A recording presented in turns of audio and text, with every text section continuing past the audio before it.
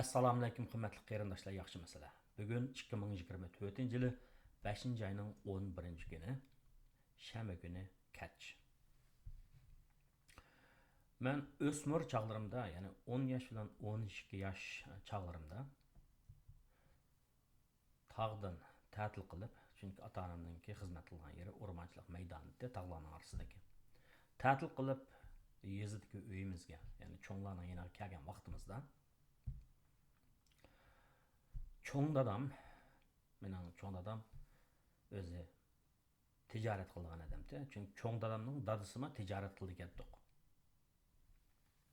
Qashqarga berib, Qashqardan har xil mollarni akilib, o'zininki uyining endi ichib olgan dukkani vatda yashadi. Sotadigan yozning kunlari ko'kta, qo'g'in tavuzlarni akib tizib qo'yib sotadigan qo'shimcha. Anandan keyin yakshanba kuni yezining bozorga chiqib, o'zining mollarini sotadigan shunday bir odam edi o'zi. Nihoyatda ochiq yo'riq, qizg'in, xalqning ishiga aralashmaydigan, yaxshi ish qilsa ta'riflaydigan, xato ish qilsa tanbeh berishdan ko'rarak ko'yinibrak gap qiladigan, ya'ni aql ko'rsatadigan, lekin xaritsiz bo'lmaydigan shunday bir yaxshi tabiatli odam edi. Rahmatlikning yotgan joyini jannatdan qilsin Alloh. Shu cho'ng dadam meni boshqa navralarni almashtirib, ancha-muncha shaga, Qashqarga mol sotishga ilib boradi. Necha qitim eppagan shu xil kechmishlar esimda, balliq xotiramdan aniq qolganligi uchun men yurgimda qaynaysan deydigan bir yozmanim yozib qo'ygan, ya'ni Sahro bozorini tasvirlagan. Bu birinchi qism kitobimda onu yozgan, kirgizgan, tunugun o'qib qo'ydim. O'sha kanalimda bor. Shundaq bir shaga apagan chaqda soda qilish uchun bir yerga baratdi, bir bozorga berib, nurg'un odamlar tijorat qildi-ku. Qo'riq, yemekliklarni sotadigan, masalan, kishmish, Qashqarningki, so'qchoq, dugulak, chilini, Memphis kamput, Shaptulning qiqi deydigan shundaq narsalarni cho'ng dadam birlam odamni oladi. İbrahim Axon deb. Shu joqda cho'ng dadam rahmatlik 70larga yaqinlashgan bo'lsa kerak. 94 yoshida qazo qilib ketgan. Men diqqat qilgan bir narsa shu 10 necha yosh chog'larimda cho'ng dadam shu odam ko'rib, nihoyatda chiroyli bular salomlashadi. Amataxon tijdodonlama atishga tuqqanli yaxshimi deb gap qiladi odam. Mening cho'ng dadam İbrahim Axon qanday yaxshi dodon bolcha qilishlikmi deb birdan paranglashib yotgandan keyin u odam bir mollarni beradi. Ya'ni qoq, shaptul qiqi, Memphis kamput, chilan, kunjut kamput degandek narsalarni beradi. Cho'ng dadam u odamga pul beradi. Qaytib chiqatdi. Qaytib chiqqandan keyin otdan bir g'azalni atdik. Qo'lamga poch pul beradi. Men balam yaxshi ko'rganingni yeb kel deb. Men ashunaq o'ni buni marojniy bu degandek narsalarni ashunaq yeb keladi. Lekin bir qaytib kelib atishga qaytib kelib men bir chaqda, ya'ni atishning ustuna atish degan yezdim. Men cho'ng dadamdan shundaq so'rgandim, bu cho'ng dada sen dadamizga pul bermedin ya, pulni bundaq bahasini so'rab bermedin ya desam, balam bu İbrahim Axunning dadasi bilan mening dadam bular ko'ni cho'p qaytdi. Bular hayot chig'ida shundaq ilm berim qilishdiganda ma İbrahim Axun bilan biz balchaqlarimizdan tanishdik. Burun 50-yildan burun biz shundaq ilm berim qilishdik. Keyin tijoratni to'xtab ketgandan keyin aloqamiz bor bo'ldi, lekin tijorat qilolmagandan keyin aloqamiz to'g'ri qo'yib bo'lmay qolgan. Ma ishlar bozor ichilgandan keyin aloqamiz asli keldi. Bu odam bilan bizning ko'ni beg'imiz bor. Shunga o'zimiz bilamiz, bahona degan bir gapni qildi. Anamki mumkin cho'nglab hayot u kechmishlarni ko'rib, u yerda yashab, bu yerda yashab, har xil odamlarni ko'rib, yaxshi yomonlarni ko'rib, minnatdorlik tuyg'usi borlarni ko'rib, yuzsizlarni ko'rib, asosda cho'nglarningki mush gaplarida, cho'ng dadamningki ishlarda boyam bir hikmat bor ekan deb tushundim. nima deb tushundim deganda ko'z ko'rganga yaqin deb bu odamlar bilan bular kichigidan aloqalashgan, tanishidi, bilishidi. Sod setiq qilishgan vaqtda bilishadigan bahasi bor. Bahani maxfiy tutadi, atrofdagilar uqmaydi. Ammo har ikkilisi nap yeydi degan gap.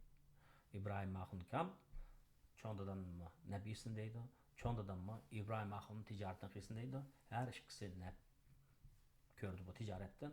Demek bir yerde soğudu məxbiyyətdir. İşənç, bir yerde işənç degende məhsulat saxta çıxmaydı, naçar süpərlik çıxmaydı. Çünkü ola atı boğusunu tatıp şu işini qılıb kelayotgan adamlar. Demek bir yerde özara işenç, naqnisi işlerde olsun, yoki mal yetkizishda bo'lsin, süpasiz emas, adadin ziyoda bahada qo'yimchilik qilgan ish yo'q. Bir ishonch aloqa qilish orqali tayong'ili bo'lgan odamlar demakchi. Shu narsalarni o'ylab turib, cho'nglarninki bu xil chiqqan tajribasi amaliyotdan kelgan ekan deb. Keyingi men kishilik hayotimdami ashundaroq postiya tutib keldim odamlar bo'lgan muomalada. Hatta satranchxonaga borgan chog'da men izchil turda bir satranchning yeniga beriblam. Asosan shu odam bilan, shu odamning yeniga berib, chechinni oldirib keldim. Yani grek satranch 1971-yili Gretsiyadan Amerikaga kelib, satranchlik qilib turib qolgan, Amerikalik bo'lib ketgan bir odam. Ayt xush. Chiroy, ochiq yo'riq odamda o'zining oilasining gaplardan, navrilarining gaplardan tatib Gretsiyaning, Amerikaning gaplarini aytib, men paranglashib qo'yaptim. Ama Covid mezgilida bu adam kasal bo'lib qolib, bu do'konni o'tkazibdi, qilolmadi. Qilmagandan keyin men boshqa satranch deb ishga to'g'ri keldim. To'g'ri keldi. Bir satranchxonaga kirsam, yangi bir satranchxonaga kelib qizg'in parang qildi, ammo men mishatga eng yaxshi satranch deb qo'yib turib, chechini toz yaxshi qo'yamadi. Shundan ondan chekindim. Ya'ni bir odam haqiqatan o'zi bir ishni yaxshi qilsa, men eng yaxshisi demaydi. Shunaqmi? Buni amaliyot belgilaydi. Keyin bir kuni shu bizning uyga yaqin yerda bozordan satranch izlab ketyapsam, bir satranchxona ichiga kirdim. Qarasam bir ikki odam bor ekan, qarab turdim. Ikki yashangan odam ekan, ulardan chechini ap bo'ldi. Ap bo'lgandan keyin bir saqlab turdi, men saqlab turdim. Anandan keyin bu odamdan satranch $10 pul oldi yashangan odamdan. Men hayron qoldim, odatda tep bilan bo'lsa 25 bilan $30 ketadanda. Hopap chiqib ketgandan keyin, "Oy, ma odamlarni sening tanishtirangmi bu? Ajab $10 oldim, men hech $10 chachaqizganni ko'rmagan" desam, kulib ketib. O degan yashangan odamlar I will be one of them one day deydi. Men ularning birisi bo'lim bir kuni. Men yashanaman deydi. U satranch qarsam mening ishim direkt satranch kishi ekanda. Demakchi, shu satranch kishi yashangan kishilarga nisbatan bir xil hurmat ko'rsatib, ularningki kirimi to'van, muqim, faqat ijtimoiy sug'urtadan kelgan puli bor, boshqa kirimi yo'q. Shu turmushda sal qizlanib yashaydi deganni ko'zda tutib $10 oldi ekan. Men uni bir xil yaqishliq, bir xil söyümlük, bir xil fazilat deb his qildim. Shu yashanganlardan $10 pul ilishni. Odatda hukumatlarning tarmoqlari, masalan, avtobusga chiqsa yoki bo'lmasa poyezdga chiqsa, yashanganlarga nisbatan discount, ya'ni bahoni azroq tushirib berdi. Madam 3dan 1ni olganda, odatdagi odamning oldigan pulning 3dan 1ni. Demak, shundaq ishlar, shu meningki eng dastlabida shu kanalni ichib, pensiya puli haqida so'zlashimga munosabat bo'lganligi uchun bu ishni deb qo'yaman. Oliy maktabni bitirib, endi xizmatga chiqqan chog'imda, ya'ni Amerikaga ketishdan 1 yil burun men tuyuqsiz bizning universitetning ustidagi tarafida bir avtobus bekatlarining bosh bekatlari bo'ldi, 3 tash deydigan 3 tash avtobus. Shu atrofda men bir azroq yashangan buvaylarning kishilardan pul so'raydigan ahvollarni uchirib qolgandim. Bu buvaylar ajab shunchalar namratmidimi, qaraydigan bolalar yo'qmidi? Ajab pul so'raydigan bo'lib qoldi degandim. Demak, bir jamiyatda bolalar, yashanganlar odatda muqim xizmati bo'lmasa, yoki bir muhabbatli oilada cho'ng bo'lmasa, oilaning zo'ravonlikka uchraganlar bo'lsa, Bular şunaq mehr-muhabbatsiz qoladi, zulm chekib qoldi, azob tatib qoldi. Ana shu bovaylarningki qaraydigan balchaqisi, igchaqisi yo'q. Adeti bir madaniy jamiyatda, bir insonlikqa to'lgan jamiyatda yashaganlar, bolalarning haq-huquqlari qo'g'dilishi kerak. Ularni yashagan kishilarga yaxshi qarash kerak. Bizning Uyg'urlarda bir gap bor. Bir ota-ona 10 farzandni beqib cho'ng qila oladi, ammo 10 farzand bir ota-onani beqib cho'ng qila olmaydi deb. Menimcha nuqul moddiy jihatdagi qo'llashlar emas deb qarayman. U faqat u yezigilik asos o'rnida turgan feodallik jamiyatda aytilgan chiqqan gaplar bo'lishi mumkin. Chunki odamning har qanday qiyirgan vaqtda emgak kuchidan qoladi, teni zaiflashadi, har qancha kuchdan bo'lsin. Ziba, güzel kız olsa yaşlarda momayga aylangan vaqtda aciz bo'lib qoladi. Palvon kuchdan yosh bo'lsinmi, u yoshligida, ammo yillarning o'tishiga ergashib, u kuchsiz bo'lib ketadi. Kasal chirmishida u chaqda. Jo'risining birisi burun ketib qolgan shu bo'ldi, yana birisi qolgan shu bo'ldi. O chaqda tanholik, kasallik, namratlik bu uch qaplab ketib qolsa, odam qiyirgan vaqtda haqiqatan o dunyoni bormay turiblar, ma dunyoda nurg'un azob chekadigan gap. Ma dunyoning amaliy masalalarga duch kelgan gap. O dunyoning da so'roqqa uchrashdim buni. Shunga men ma kitobimda elektrish melodiyasi deganda iqtisodiy maqolalarning ichiga bundan 10 necha yil burun yozgan kulrangli cho'kayotgan dunyo degan bir maqolani qo'shib qo'ygandim. 10 necha yil burun yozilgan ama kitapga kirgizildi. Yani dünya umumyüzlük külrangli cho'kayotdi. Sanoatlashgan davlatlarda nopos qiyrilishyotdi. Bundan keyingi dunyoning noposi umumiy soni noposning soni oshgan bilan u nemiga qarab maqdi hamda azishga qarab maqdi. Noposning qiyirilishi deyxama shiddatli bo'ldi. Bunda olgan vaqtda noposning oz bir qismi noposning ko'p qismini baqadigan shunday bir ahvol shaklida. Ya'ni bundan keyin yashaganlar duch keladigan salomatlik sug'urtasi, pul muomala, ya'ni moddiy qisınchilik degandek masalalar texnik gavdlik bo'ladi.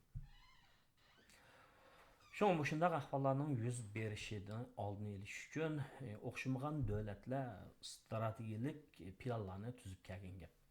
Masalan, Amerikada mavjud ijtimoiy sug'urta tuzumi ham undan sirt yana kishilarni ishlayotgan vaqtda yoshligida ko'proq pul qo'yish uchun ular o'tirib qo'ygan 401 K, 403 B degan shunday tuzumlar. Bu tuzumlarningki barliq kelganiga 40 necha yillik o'shunday tarixi bor. Undan burun men da'vatim, ya'ni Amerikaning ijtimoiy sug'urta tuzumininki meydonga kelishining tarixiy arq ko'rinishi 1929 yil yuz bergan iqtisodiy krizisda. Shu chaqda nurg'un yashanganlar egijaqsiz qolgan, aytqizlangan vaqtda butun narsa kapitalizmning vahshiligi, insofsizligi deb tasvirlangan. Ammo tadbir tuzilgan vaqtda, yaxshi bir siyosat tuzilgan vaqtda o'tganda men shu kanalimda so'zlab ketdim. No'qish nazariyasini so'zlab ketdim. Nobel mukofotiga erishgan bir iqtisodshunosning gapini deb berdim-ku. Ya'ni no'qish orqali kishilarga bildirish orqali ularni angliq yo'sinda o'zi uchun foydali va oxirgi hisobda jamiyat uchun foydali bo'lgan tanlashlarni qilishga boshlash. Adam ba'zida bilimning chekligi, nazar doirasining torligi yoki bo'lmasa manmanchiligining kuchligi, kibrninki cho'nlig'i tufaylidan, zo'rligi tufaylidan yaxshi gap, foydali maslahat yoki bilim uchurga e'ron qilmaydigan, sal qaraydigan, tushunmaydigan, bilmaydigan, shu sababdan to'g'ri tanlash qilmaydigan yoki hech qanday tanlash qilmaydigan holatlarni boshdan ko'chirib qoladi. Shunga bir narsa, hayotlikdagi bir narsa shu narsa muqarrarki, Benjamin Franklin aytgandek, o'lim va boj biz yashayotgan dunyoda biz qochib qutulamaymiz. Bizningki ata-bobolarimizmi, bizningki agar eslasanlar, bular ma yeziladi bu narsa gavdlikda 80 yillarda, 90 yillarda cho'nglar mayli ayol bo'lsin, er kishi bo'lsin, yashangan chog'da shunday o'zininki bir sandiqlarga saranga, sopon, har xil raqlarni yig'ib qo'ydigan. Men tushunmaydim, nima buni yig'ib oxiratlik uchun deb. Bu oxiratlik uchun deb. Men o'ylasam, shu o'limga o'lib ketgan chog'da o'limga kelgan odamlarga ashuna taqassun deydi ekandikda. Demak bu nima desa, azroq bir o'limga kelganlarga tashakkurimni bildiray. Ular yig'lamsin, yig'lab ketmasin. Azroq hurmatim bilan ketay deb o'ylagan bo'lsa kerak deb o'yladim. Chet eldagi hayotimizda bu ishlarimiz bizning boshlarimizga keladi. Cho'ng yuvatamiz, yoshlar cho'ng bo'ladi, cho'nglar yashanadi. Ba'zi narsalar tasodifiy bilan bo'ladi, ba'zi narsalar o'zining yo'li bilan bo'ladi. Oxiri hamma bilan shundoq o'limga yuzlangan gap. Xo'sh. Endi nima ish qilib o'limga yuzlanish degan gapni dedim deganda, men bu mush kanalimda yana chet elda o'lim haqida o'ylanish deydigan bir yozmam bordi. Bundan 10 yillar ilgari yozgan, 8-9 yil burun yozgan. Shuni o'qib qo'ydim. Mana o'qib qo'ysanglar bo'ldi, da ketib o'tib anglab qo'ysanglar bo'ldi. O'qib emas, anglab qo'ysanglar bo'ldi. Kevin Murray deydigan University of California'ningki meditsina professori 2011-yilda bir maqola yozgan gap. Bu maqolasida doktorlar o'limga qanday yuzlandi deb. Doktorlar butun vujudi bilan o'zining kesilini saqaytish, azobini yengiltish, davolash orqali ularningki uzunroq umr ko'rishga kuchaydi.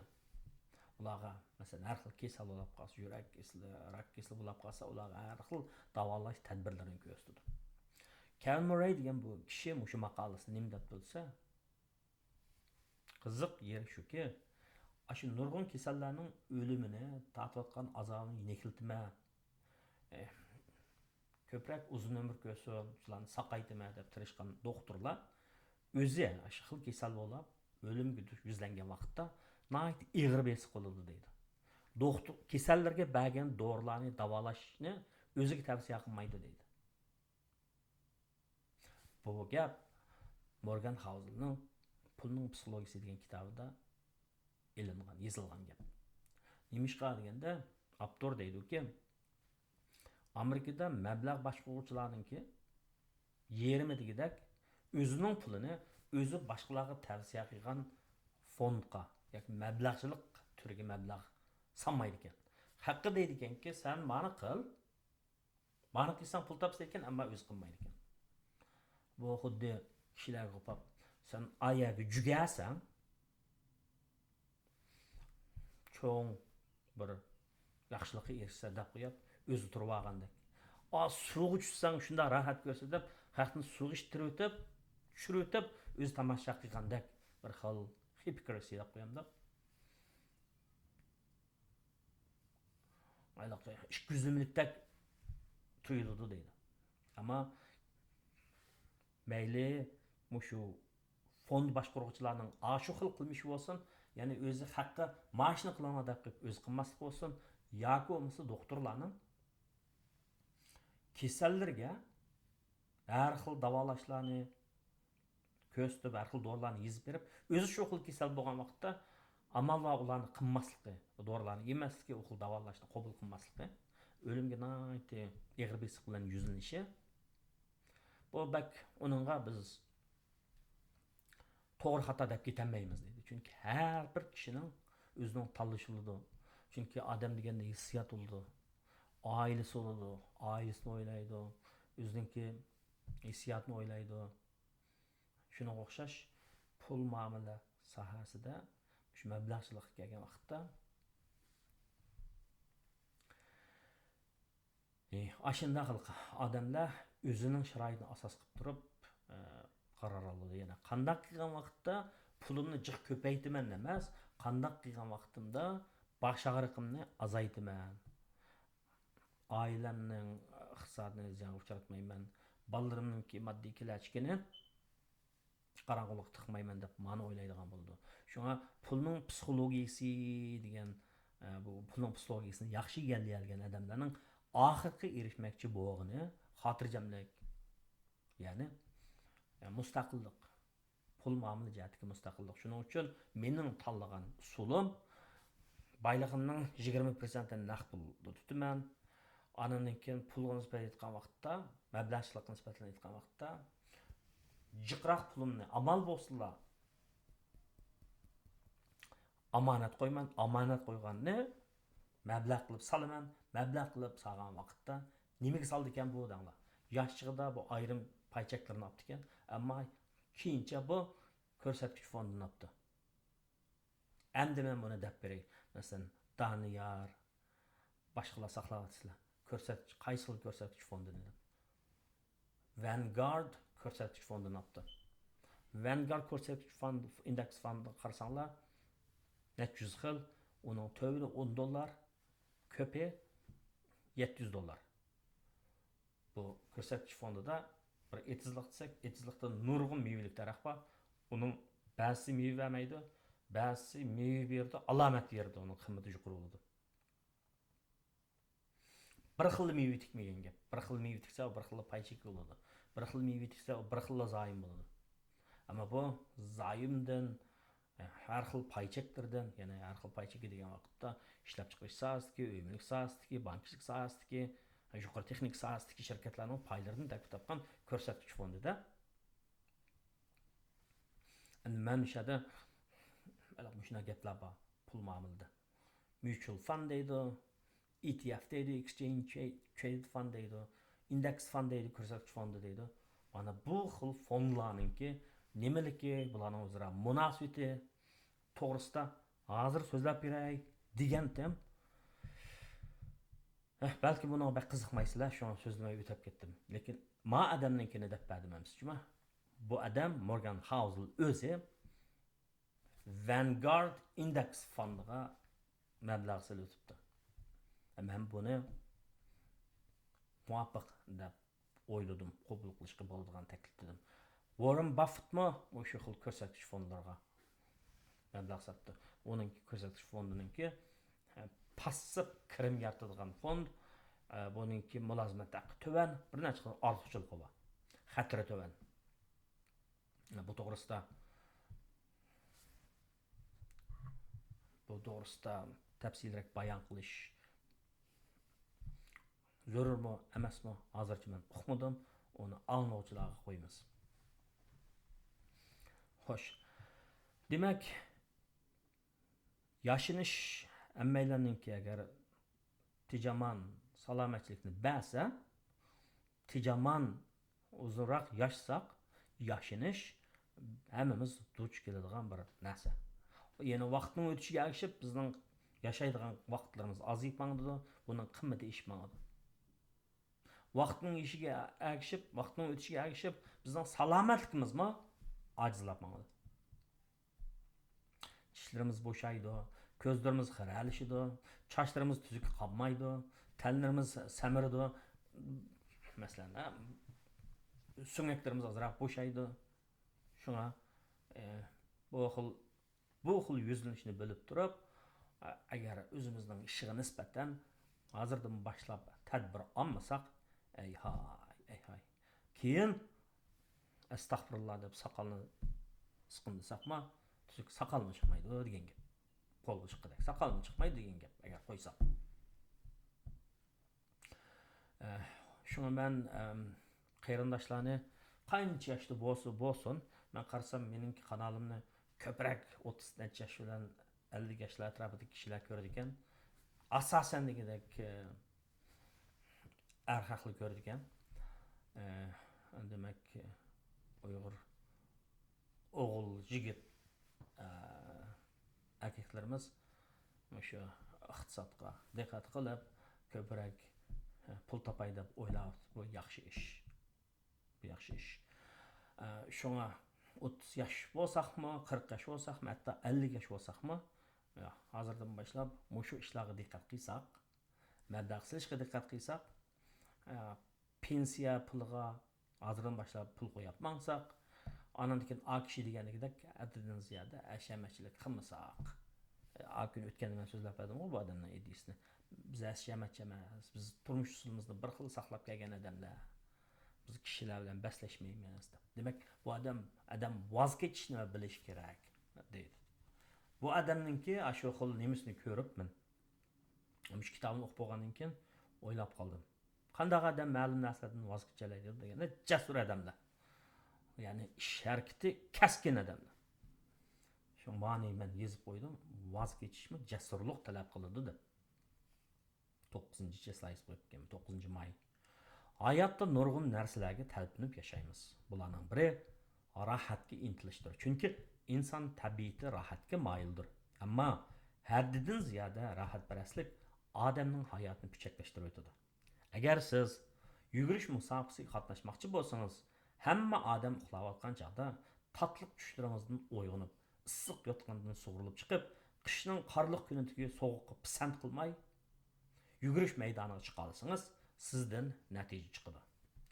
Agar siz igilik tiklash niyatida bo'lsangiz, iste'molingizni kontrol qilishni bilmasangiz, dasmiy qiladigan pulni yeb ichib tugitib etsangiz, igilik tiklashni emas, o'zingizni tiklay olmaysiz. Shuni bu yerda shamxo'rlik elib keladigan vaqt hozirdan voz kechishni bilish kerak. İctimai sorunlarning muvofiq bo'lishi yaxshi. Chunki odamning ijtimoiyligi bo'lgani uchun bu sorunlardan nurg'un foydali narsalarga erishamiz. Kayfiyatimiz ko'tarildi, ham ruhiy sog'lomligimiz ham yaxshi bo'ladi. Yaxshi kishilar bilan bo'lgan muloqotimiz bizga xo'shallik bag'ishlaydi. Aql ham umid berdi. Ammo haddidan ziyoda sorunlarchilik qo'g'lishish vaqtingizni yeydi, zehningizni chachidi, prinsiplaringizdan taydirdi, loyihazallikni yetildirdi, qallingizni oddiylashtirib o'tadi. Natijada qo'lingizdan ish chiqmaydigan birisiga aylanib qolasiz. Shunga ishlarni muvofiq qilish, o'z ishiga puxta bo'lish, voz kechadigan rohatlardan voz kechish kerak. Bu xil voz kechish ongli tanlashni, kaskin harakatni talab qiladi. Bu jasoratli kishilarning qiladigani albatta. Shunga pulning psixologiyasi degan kitobni bir qatorliq anglab oldinglar. Jasoratli tanlash qilishinglarni umid qilaman. Xo'sh, oxirida men cho'ng dadamninki meni Qashqarga olib borib tijoratni ko'zitib qilgan gaplari bilan deb berdim-ku. Agar cho'ng dadamning yo'lini bosgan bo'lsam, men o'smir chog'larimda qo'g'in tavuzlarni xeyli maqtab bu odamlarni yaxshi setib baqqan, lekin kitob bilan merib ketdim-da, bo'lmasa tijoratchi, karxanchi yo'lini tutib ketdim men. Ma'lum 2013-yil 12-avgust postini yozib ekanman. Qashqardagi Kona choyxonada. Chunki cho'ng dadamlar bilan borgan chaqda biz aytganda samovarxonda choy ichganda, aytgan tushlar samovarxonda choy ichgan. Shu xil ta'sirotlar. Agar vatanni sevgan bo'lsangiz. Bir do'kon bor uyimga yaqin, uningda bor bir qahvaxona. Chunki mendan yiroqda qolgan Qashqardagi besiq choyxona. Seg'inganda yaqinlarimni, xohlaganda varang churingni, qo'ltiqimga qisib kitobni, men yurayman bu do'kon tomon, o'ltiraman tepib bo'lingni. Kim odam sen demaydi hech kim, parvo qilmas hech kimga hech kim. Qo'liqimga kirmas paranglar, Qashqar tomon ketar xiyolim. Ko'z oldimga kelib oladi, buvam bilan otishdan kelib, men choy ichgan bolaligimda mehri issiq Kona choyxona. Nalardan kelgan odamlar choy buyuruydi girdiga qo'shib, piyolada shamlar tik turar, daqiqada mehmon kelib turar. Yuragingni so'yindirdi quliqingga kirgan paranglar. Xaridorlar ichida balki pushti bordir qutlug' shavqining, ya choyxona egisi hazrat chavrasidir Seyit Nochining. Qashqardagi tatliq choyxona bor seningda hayotiy quvvat, chunki senda uzilmas tarix, shunga menda cho'nqur muhabbat. Mahallamda bir qahvaxona, do'stim kelsang shu yerdan izda, o'ltiraman qo'limda qalam, xiyol surib choyxona ichra. Xiyollarning cheki yo'q faqat qahva emas qo'limdikisi, Qashqardagi choyxona chiyi. Kelgin do'stim mehring bilan kel, biz choy ichgach parangli shayli, azizona Qashqar haqida kelishtirib dastan yazaylı. Pərdisida otlu qaşqaның bir stakan qahva içəyli. Degili qoy meni bir növbət, xoş hocam çayğı baxsa. Bu tuyğuğa çöküdü hər kim, öz yurtidan uzaq ayrılsa. Şunun bilan tugidi bugungi gap. Rahmat.